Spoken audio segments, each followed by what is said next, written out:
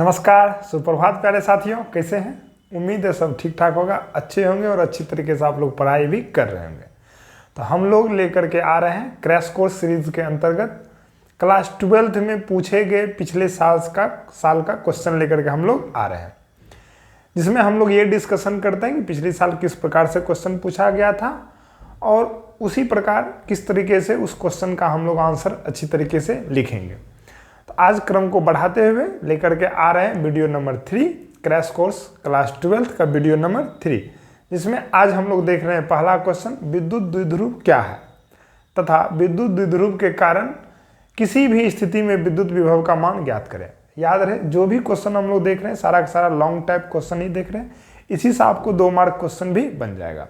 तो बच्चों, स्वागत है आप सभी का प्यारा सा खूबसूरत सा चैनल इरा फिजिक्स पे, जिसमें हम लोग देख रहे हैं क्लास 12th के फिजिक्स, है ना। तो बढ़ते हैं आज के प्रथम क्वेश्चन की ओर। पहला क्वेश्चन है, विद्युत द्विध्रुव क्या है। विद्युत द्विध्रुव क्या है। उम्मीद है ऊपर वाला दिख रहा होगा, है कि नहीं। विद्युत द्विध्रुव क्या है। विद्युत द्विध्रुव के कारण विद्युत द्विध्रुव के कारण किसी भी स्थिति में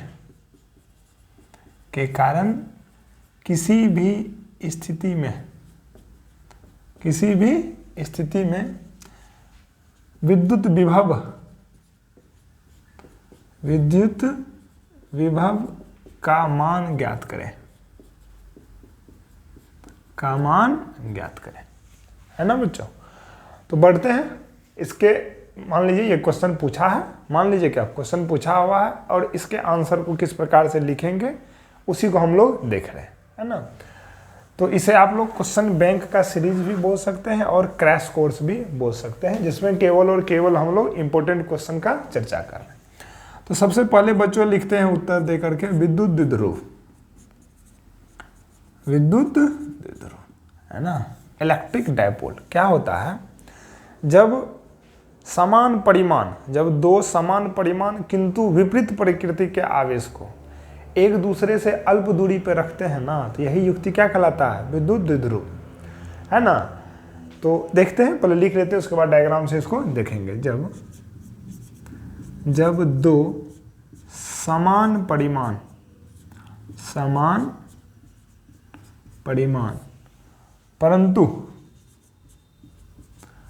परंतु विपरीत प्रकृति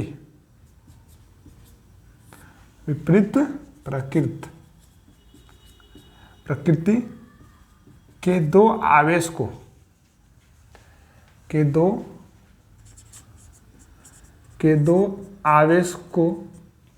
एक दूसरे से अल्प दूरी पर रखी जाती है,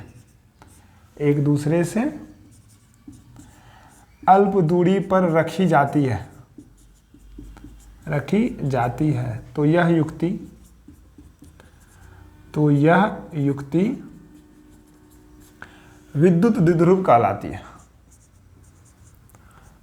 युक्ति विद्युत द्विध्रुव कहलाती है। है ना। तो यह युक्ति क्या कहलाती है, विद्युत द्विध्रुव कहलाती है। डायग्राम को देखते हैं कैसे। मान लीजिए 2 आवेश ले लिए हैं, है ना, और दोनों का परिमाण क्या है, समान है। मान लीजिए एक प्लस क्यू है और दूसरा माइनस, मतलब परिमाण समान, ये भी क्यू ये भी क्यू, लेकिन उसकी प्रकृति क्या है, अलग अलग। मतलब एक प्लस है तो दूसरा क्या है, माइनस है। को जब हम अल्प दूरी पे रख देते हैं, कितनी दूरी पर रख देते हैं, अल्प दूरी पे रख देते हैं। मान लीजिए दोनों का बीच का डिस्टेंस कितना है, 2L है, जो बहुत ही क्या है, कम है। तो यही युक्ति क्या कहलाती है, विद्युत द्विध्रुव। देखिए यही युक्ति क्या कहलाती है, विद्युत द्विध्रुव। इसी का एक और टॉपिक है द्विध्रुव आघूर्ण, इसी से रिलेटेड है, तो इसको पढ़ लेते हैं, है कि नहीं। द्विध्रुव आघूर्ण एग्जाम में लिख दीजिएगा ना तो मजा आ जाएगा, 1 मार्क भी वो क्या करेगा, नहीं काटेगा। वैसे द्विध्रुव आघूर्ण का इस क्वेश्चन में जिक्र नहीं है, तो नहीं भी लिखिएगा तो कोई बात नहीं है, लेकिन ये वाला पार्ट जरूर लिखिएगा जो बोल रहा है, ये हम एक्स्ट्रा बता दे रहे हैं। उसके बाद ये वाला पार्ट बताएंगे, छोटा सा है। द्विध्रुव आघूर्ण क्या होता है, विद्युत द्विध्रुव के किसी भी एक परिमाण और उसके बीच की दूरी के गुणनफल को, विद्युत द्विध्रुव के किसी भी एक परिमाण और उसके बीच के दूरी के गुणनफल को क्या कहते हैं? द्विध्रुव आघूर्ण। ठीक है, उसी बात को हम लोग लिखते हैं कि द्विध्रुव आवेश के किसी एक का परिमाण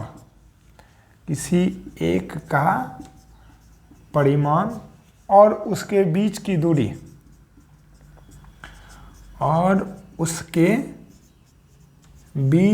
दूरी के गुणनफल को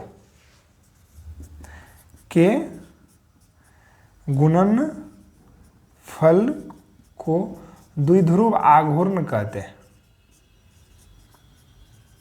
द्विध्रुव आघूर्ण कहते हैं। इसको P से सूचित करते हैं। किससे सूचित करते हैं? P से।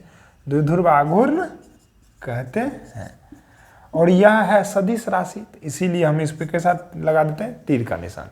सदिश राशि आप लोग जान रहे होंगे, जिसमें परिमाण के साथ साथ दिशा भी हो, है ना। तो द्विध्रुव आघूर्ण P बराबर फॉर्मूला क्या हो जाएगा? किसी भी एक आवेश का परिमाण, चाहे इसका ले लीजिए चाहे इसका ले लीजिए, दोनों तो सेम ही है, इंटू बीच के दूरी का गुणनफल। बीच के दूरी का गुणनफल कितना माने हैं? 2L। तो द्विध्रुव आघूर्ण का फॉर्मूला कितना हो गया? 2QL। यही हो गया अपना द्विध्रुव आघूर्ण का फॉर्मूला। कोई दिक्कत? यह है सदिश राशि। यदि ये सदिश राशि है तो इसकी दिशा किधर से किधर होगी? यहाँ पर लिख देते हैं। इसकी दिशा द्विध्रुव आघूर्ण की दिशा निगेटिव टू पॉजिटिव होती है। किधर होती है? निगेटिव टू पॉजिटिव होती है। उम्मीद है समझ में आ गया होगा।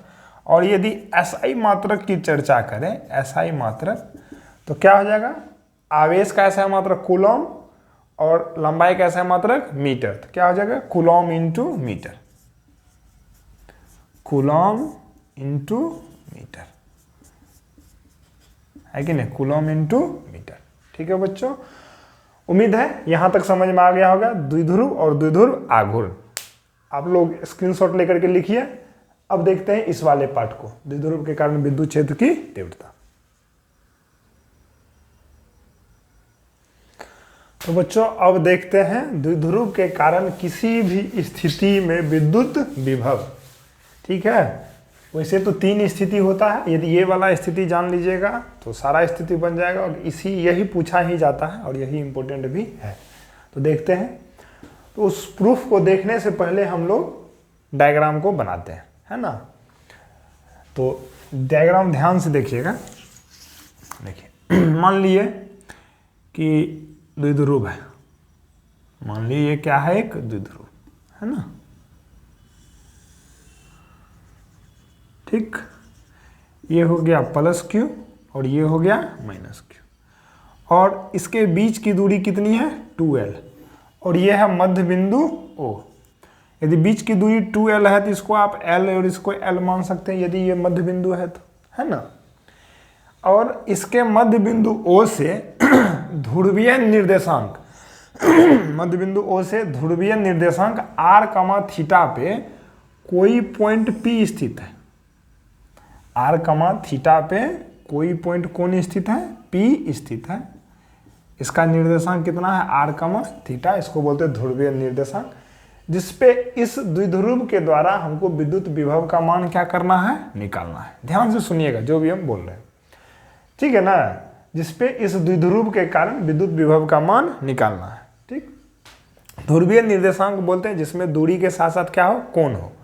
तो r दूरी और थीटा कोण, कहने का मतलब यहां से यहां की दूरी कितनी है? r है, और ये वाला कोण अक्ष के साथ कितना का बना रहा है? थीटा का। उम्मीद है यहां तक आपको समझ में आ गया होगा, है कि नहीं। तो अब प्रूफ करने के लिए हम जानते हैं कि विभव का फॉर्मूला होता है V बराबर KQ/R। मतलब जिस आवेश के द्वारा निकालना है उस आवेश से उस बिंदु की दूरी, इस आवेश के द्वारा यहाँ से यहाँ पे निकालना है तो यहाँ की दूरी हमको निकालनी होगी। और ये डायग्राम खींच लेते हैं, मान लेते हैं ये दूरी कितना है? R1।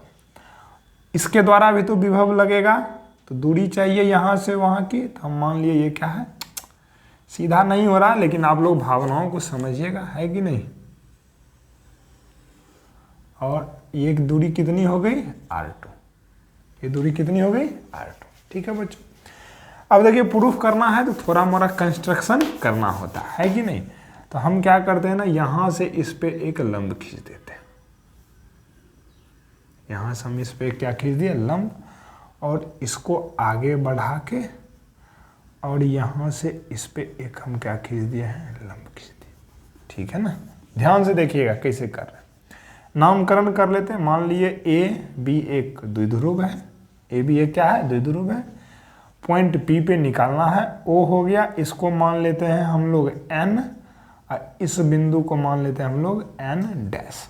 ठीक है बच्चों, अब ध्यान से, सम्मुख कोण से यदि ये थीटा है तो ये भी क्या हो जाएगा, थीटा हो जाएगा। ध्यान से देखिएगा, सुनिएगा, यदि ये थीटा तो ये भी थीटा। अब देखिएगा ध्यान से, 11th क्लास में पढ़े होंगे कंपोनेंट ऑफ वेक्टर, है ना, कंपोनेंट ऑफ वेक्टर, जिसके साथ सदिश, ठीक है ना, जिसके साथ सदिश क्या बनाता है, कोण बनाता है, उसमें cos थीटा लगाते हैं, और जिसके साथ नहीं बनाता उसमें sin थीटा। यदि इस L को आधे को आप तोड़िएगा इतने दूरी में, मान लेना है कि ये दूरी और ये दूरी क्या है, सेम है। यदि आप इसको इधर तोड़िएगा तो यहाँ वाला दूरी, ये वाला दूरी कितना हो जाएगा, L cos थीटा, है ना। इस L को पकड़ के भी इधर तोड़िएगा तो ये वाला दूरी कितना हो जाएगा, L cos थीटा, है ना। बच्चों ये सारी बातें आप लोग को आनी चाहिए, है ना। तो इसको इधर तोड़ दिए तो ये L cos थीटा, इसको इधर तोड़ दिए तो ये L cos थीटा। ठीक, अब हम लोग बढ़ते हैं अपने कार्यक्रम की ओर। तो अपना क्या निकालना है, विद्युत विभव, कहाँ पे, पॉइंट P पे। तो हम जान रहे हैं पॉइंट P पे जो विद्युत विभव होगा वो प्लस Q के द्वारा लगाए गए विद्युत विभव और माइनस Q के द्वारा लगाए गए विद्युत विभव के योग के क्या होगा, बराबर होगा, है ना। तो हम लोग पहले प्लस Q का निकाल लेते हैं, उसके बाद माइनस Q का निकाल लेंगे, दोनों को जोड़ देंगे, देखेंगे बहुत आसान वे में। तो सबसे पहले वो बनाने से पहले लिख लीजिएगा, माना कि AB एक द्विध्रुव है, हम इस बात को लिख दे, क्या लिख देते हैं, लिख लिए, माना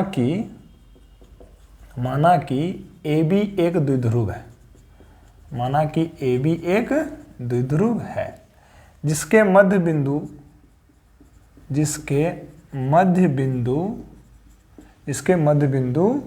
O से ध्रुवीय निर्देशांक r, थीटा पे कोई बिंदु कौन स्थित है, P स्थित है, P स्थित है, जहां पे द्विध्रुव के द्वारा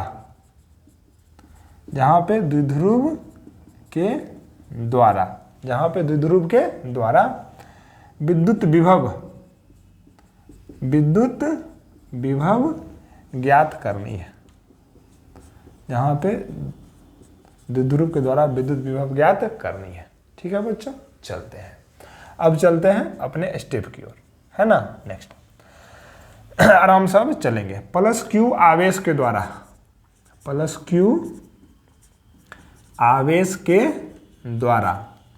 पॉइंट P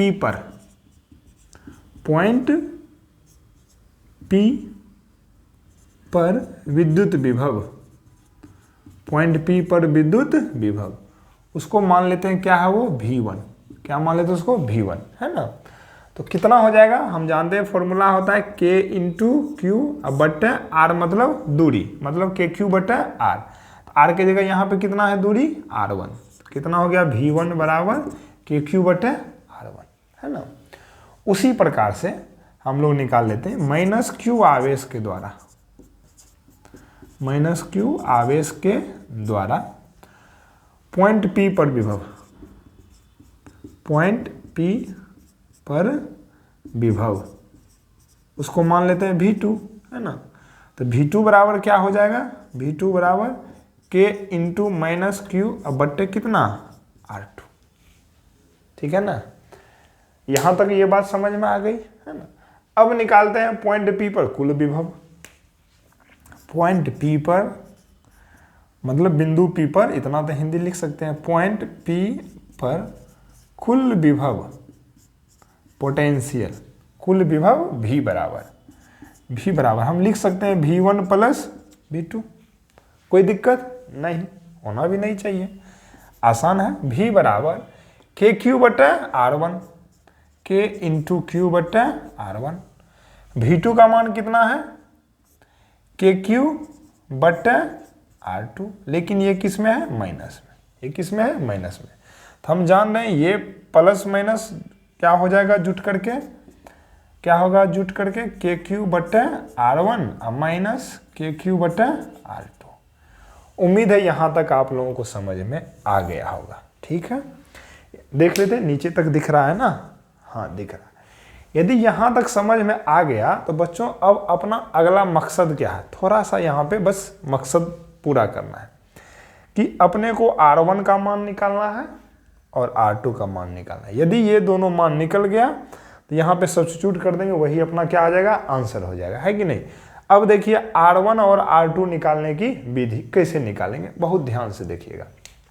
ध्यान से देखिए, मान लीजिए ये दो लाइन है और दोनों लाइन के बीच ना कुछ यहाँ पे क्या बना है? कोण बना है, मान लीजिए थीटा है। और हम जानते हैं कि यदि ये जानते क्या है, आप भी थोड़ा सा अंदाजा लगाइए ना, यदि ये थीटा का मान बहुत कम हुआ, यदि इस दोनों के बीच का मान बहुत ही क्या हुआ? कम हुआ, तो हम बोल सकते हैं कि इस लाइन की लंबाई और इस लाइन की लंबाई क्या है? सेम है। हम बोल सकते हैं, नहीं सा बात भी सही है, ठीक है ना? तो वही मान लीजिए कि यदि इसके बीच का कोण AP और PN, ध्यान से देखिएगा इधर, AP और PN के बीच का कोण यदि बहुत ही क्या है? कम है, ये वाला भाग बहुत ही क्या है? कम है, तो हम बोल सकते हैं कि AP की दूरी और PN की दूरी दोनों क्या है? बराबर है ना? चलिए लिखते हैं, देखिएगा ध्यान से कि R1 बराबर कहाँ लिख दें? यहाँ है कि नहीं? R1 बराबर, R1 को हम लोग किससे डिनोट कर रहे हैं? R1 बराबर क्या है यहाँ पे? AP। R1 बराबर AP, R1 बराबर क्या है? AP बराबर कितना है? PN।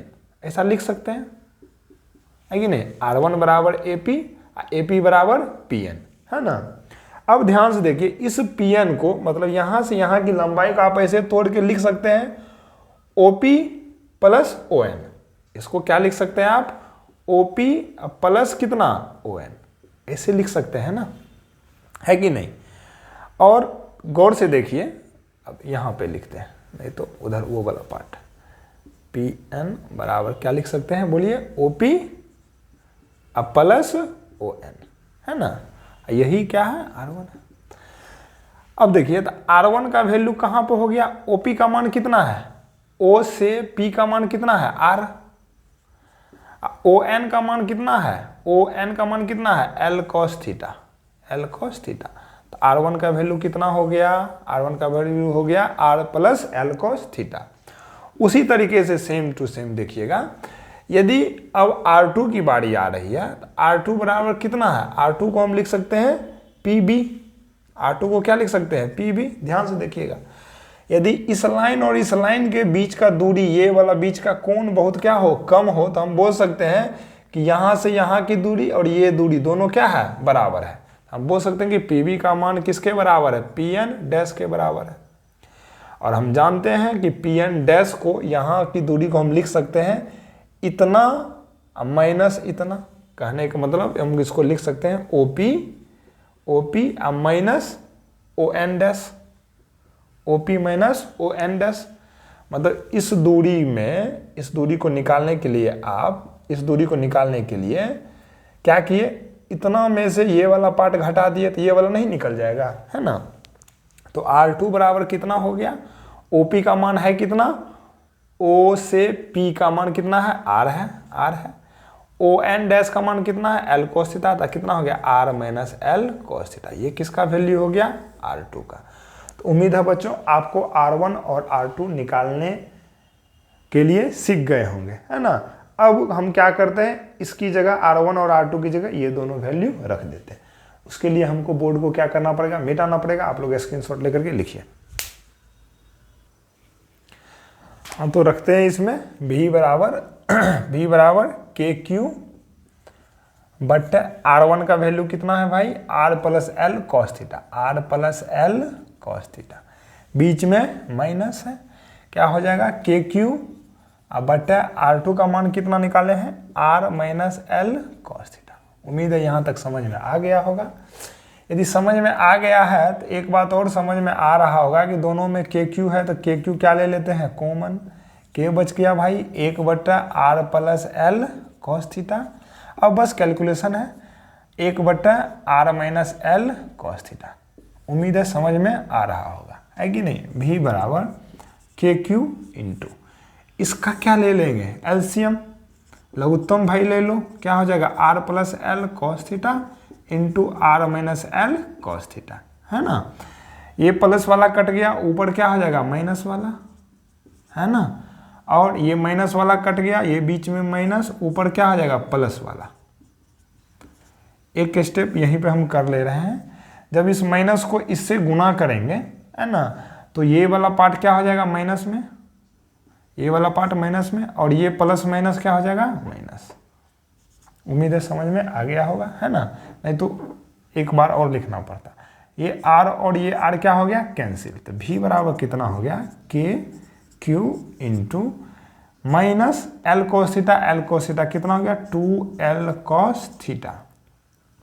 अब but a plus B into A minus B, देखिए तो a plus B into A minus B, इसको हम लिख सकते हैं a square minus B square, तो क्या हो गया R square minus L square cos square theta.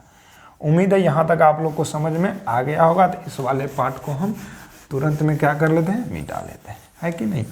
चलिए भाई देखिए, देखिए तो ठीक है ना। अब देखिएगा ध्यान से v बराबर के इंटू क्यू इंटू, अब देखिए इसको ना दोनों को एक साथ लिख लीजिए, के इंटू क्यू को अंदर भेज देते हैं तो क्या आ जाएगा -2ql कॉस थीटा, है ना, बट्टे कितना हो जाएगा R square minus L square cos square theta, है ना। तो हम जानते हैं, क्या जानते हैं कि चूंकि द्विध्रुव आघूर्ण p बराबर क्या पढ़े थे अभी अभी 2ql, तो इसको हम लिख सकते हैं v बराबर k इंटू, इसको क्या लिख सकते हैं इस टोटल पार्ट को p लिख सकते हैं ना, तो क्या हो जाएगा बोलिए माइनस p कॉस थीटा बट्टे R square minus L square cos square theta. उम्मीद है यहाँ तक समझ में आ गया होगा। जब समझ में आ गया है यहाँ तक तो अब दिक्कत नहीं होने वाला है। अब हम क्या मान लेते हैं, यदि r की जो दूरी है ना वो l से बहुत ही ज़्यादा है, ये जो r की दूरी है यहाँ से यहाँ की, वो जो ये छोटा सा l है इससे बहुत ही क्या है ज़्यादा है, इतना ज़्यादा मान लेते हैं, मतलब इतना ज़्यादा है कि l इसके सामने में क्या है नगण्य है, मतलब l का कोई वैल्यू ही नहीं है, तो उसको वैल्यू नहीं है तो उसको जीरो मान करके हटा लेते हैं। तो यदि l बराबर जीरो हो गया तो l गुना कॉस स्क्वायर थीटा का मान कितना हो जाएगा जीरो, ठीक है ना। तो इसको हम ऐसे लिख सकते हैं v बराबर माइनस के पी कॉस थीटा अब बट्टे कितना हो जाएगा आर स्क्वायर, कितना हो जाएगा आर स्क्वायर, ये वाला पार्ट क्या हो गया जीरो हो गया, ठीक ना। तो अब k का मान रख देते हैं, k का मान रख दीजिए तो कितना हो जाएगा 1/4 पाई एप्सिलॉन नॉट, वही तो होता है k का मान, माइनस p कॉस थीटा बट्टे कितना आर स्क्वायर। यही हो गया विद्युत द्विध्रुव के द्वारा किसी भी स्थिति में विद्युत विभव, विद्युत द्विध्रुव के द्वारा किसी भी स्थिति में विद्युत विभव, ठीक है। अब कितनों बच्चों को लगेगा कि सर वो बुक में ना कहीं कहीं बुक में क्या अधिकतर जगह माइनस नहीं दिया है, आपको तो माइनस आ गया। देखिए इस माइनस का कारण देखिए, है ना, एक्चुअली विद्युत द्विध्रुव प्लस चार्ज के द्वारा भी और माइनस चार्ज के द्वारा भी कहाँ लग रहा है पॉइंट पी पे, तो जो बिंदु जो चार्ज इस पॉइंट पी के नज़दीक होगा उसका वाला विभव क्या होगा ज़्यादा शक्तिशाली होगा। तो गौर से देखिए, तो हम इधर लिए प्लस चार्ज, इधर लिए हैं माइनस चार्ज, प्लस चार्ज इस बिंदु से दूर है, माइनस चार्ज इस बिंदु से क्या है नज़दीक है। यदि रियली में भी लगेगा विद्युत विभव तो माइनस वाला क्या लगेगा ज़्यादा लगेगा, प्लस वाला क्या लगेगा कम लगेगा। तो यहाँ पर जो नेट आएगा कुल आएगा वो किस में आ जाएगा माइनस में, इसीलिए यहाँ पर आंसर किस में आया माइनस में।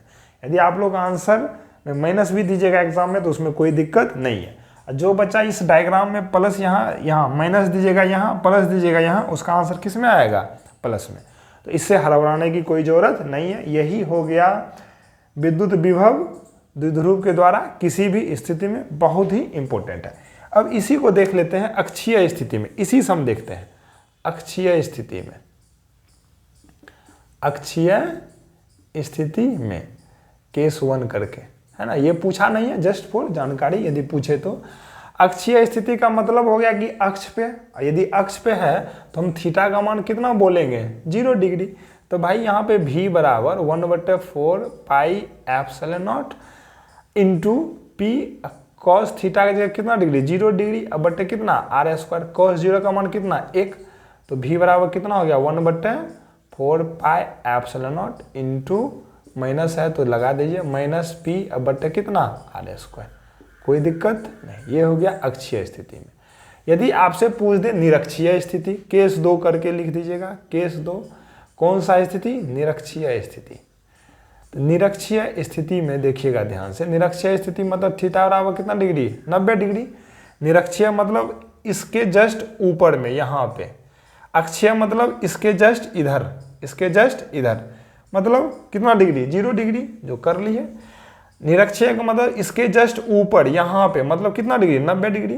तो cos 90 यदि यहाँ हम रखेंगे तो ये कितना हो जाएगा cos 90 0, 0 इंटू कुछ भी 0, तो मतलब v का मान कितना हो जाएगा 0। तो ये आप लोगों को 1 मार्क में क्वेश्चन पूछता है कि निरक्षीय स्थिति में द्विध्रुव के द्वारा विद्युत विभव का मान कितना होता है, कितना होता है 0 होता है, याद रखिएगा। नमस्कार बच्चों, ये क्वेश्चन होता है यहीं पे खत्म। मिलते हैं अगली वीडियो में अगली क्वेश्चन के साथ, तब तक के लिए नमस्कार। अच्छे से पढ़ाई कीजिए, रिवीजन कीजिए, मस्त रहिए, खुश रहिए, स्वस्थ रहिए।